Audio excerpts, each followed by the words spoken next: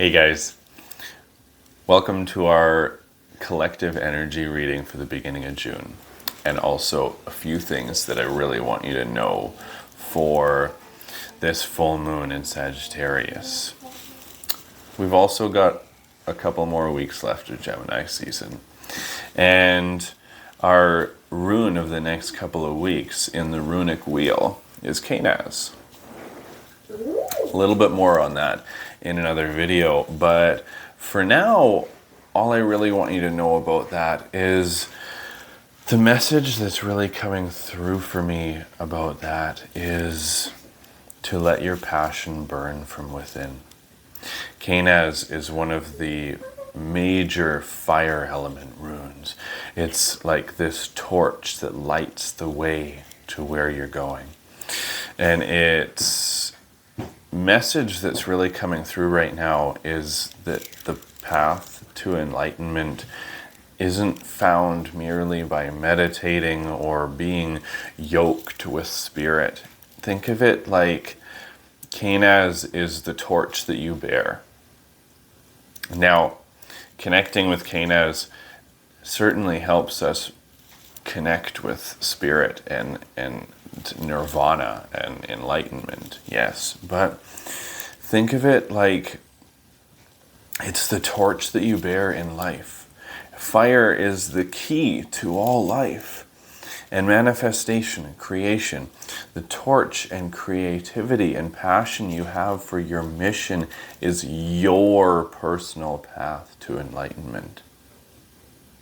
You don't need to be a yogi or a monk or a specific healer or shaman just to reach your own personal level of enlightenment.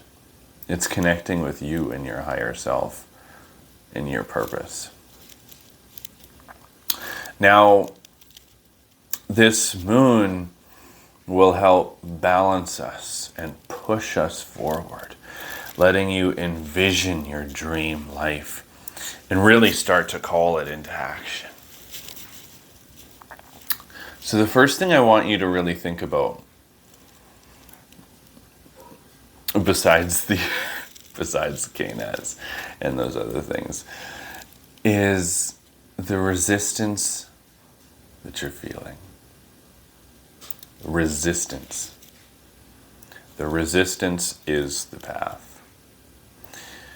To let go of what's keeping you unstuck and face it head on. Face it like a herd of buffalo who rides through the storm instead of hiding from it, because they know that is how they will get through it faster. That's the only way that they will get to the other side. Faster, maybe not easier, but they will. Rather than hiding and letting it beat down on them until it passes over. Sometimes we think of, I've often been a fan of the saying, "This too shall pass." But I don't know how much I feel about that anymore. When I think about resistance, I am so much more called to the metaphor of the buffalo than any other animal or any other story where we might just sit and wait for it to pass. This may pass, but we can also put your head down or hold it up high, however you want to look at it, and charge right at it, head on, because the resistance and the challenge that you're facing is the path. Resistance is simply the energy and the feeling that the thing that prevents us from doing what we're meant to do. So head it straight on. Because feeling the fear and doing it anyway is exactly what really builds courage. Now, the second one is to get connected. That's where the Gemini energy comes in, with us still being in Gemini season. Because we're getting into summer, and it's about connection. Yes, this year is the year of the seeker, but now that we're out of winter and really starting to even get out of spring, solstice is around the corner, connect with other seekers. The time for your own private hermit cycle and your own personal healing journey is over. Connect with other seekers and other people who can help you build a sense of community in the life that you're really trying to build this year.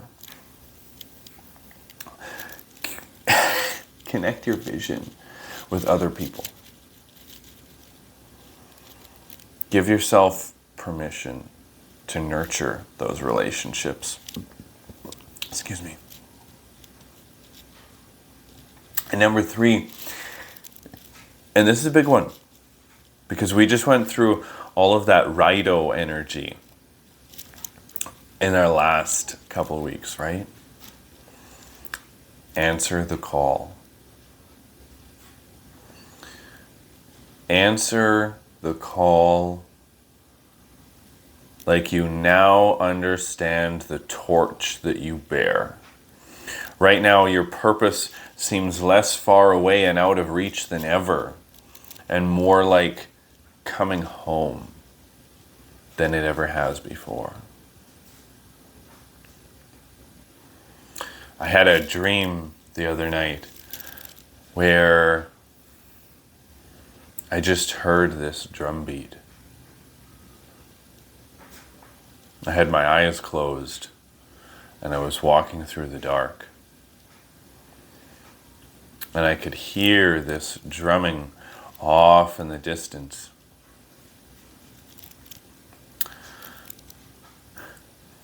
This came from my men's retreat that I went on a couple weekends ago. I heard this drum beat off in the distance, and where I was going through the forest with these other men. And when we finally got to the clearing that we were heading towards, I lowered my blindfold. And there was this whole circle of tribal energy and this fire raging. And everyone was drumming around and roaring. And it was filled with this primal energy, this primordial ancestral energy. And so whatever it is that's calling you towards the fire, march towards it with the fear. Hand in hand with your fears. Hand in hand with the resistance. With the knowing that you might stumble. With the knowing that you can't quite see where you're going. That's all part of stepping into the unknown.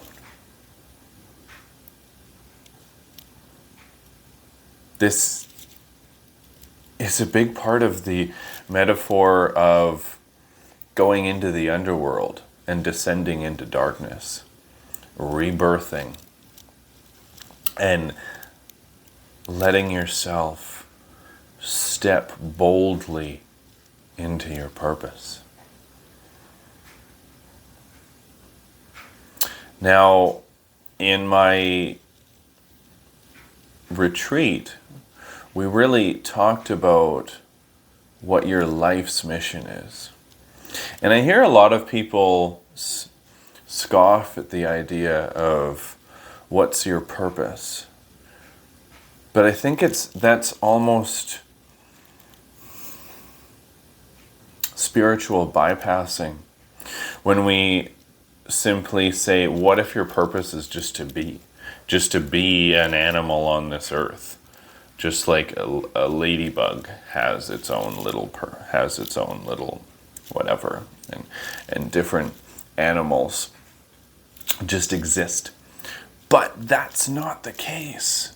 Even the spider's purpose is to protect the plants from pests.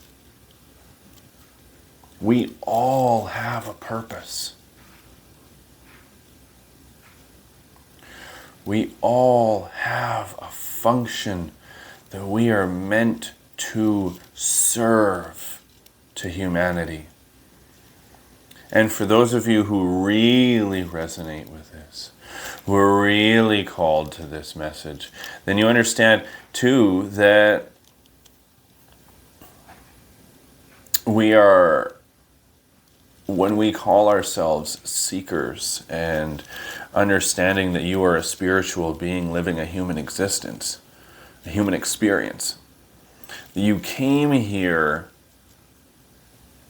as one of these waves of volunteers, of spirits who came here for a reason. Whether you want to look at it as you're a star seed or you're a reincarnated ancestor and an awakened pagan, we came here for a reason.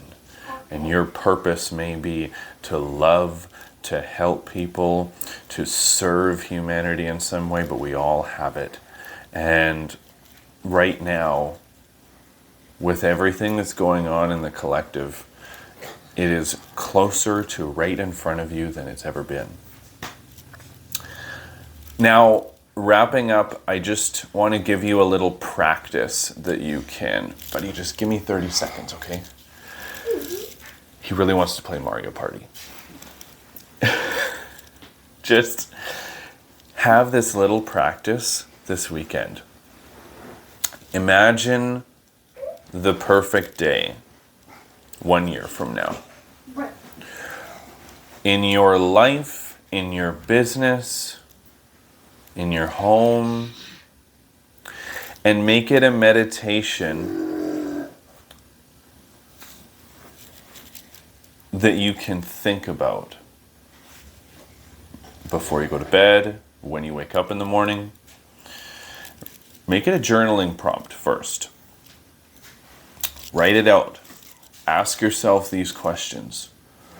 How it feels to wake up. Where are you? What are you doing with your life? What's your job? What does your career look like? What does your conscious business look like? Who are you waking up next to? What does your family look like? How does your home feel? And then, what are you doing through the day? Write it all down. From sunrise to sunset, from when you get up to when you go to bed. Now, it doesn't have to feel like you're making yourself a routine, but build yourself your perfect, ideal dream day. And then breathe it to life and anchor it in. I'll tell you what I'm going to do. I'll also make a guided meditation. For Pete's sake, Merrick. I'm also going to make a guided meditation for this Building Your Dream Day. And I'll post it in the next couple of days. And then I'll put the link to that in the description box below in this video. All right. I hope you have a wonderful full moon and a great rest of your weekend. Much love. Skol. Namaste. And I love you. See ya.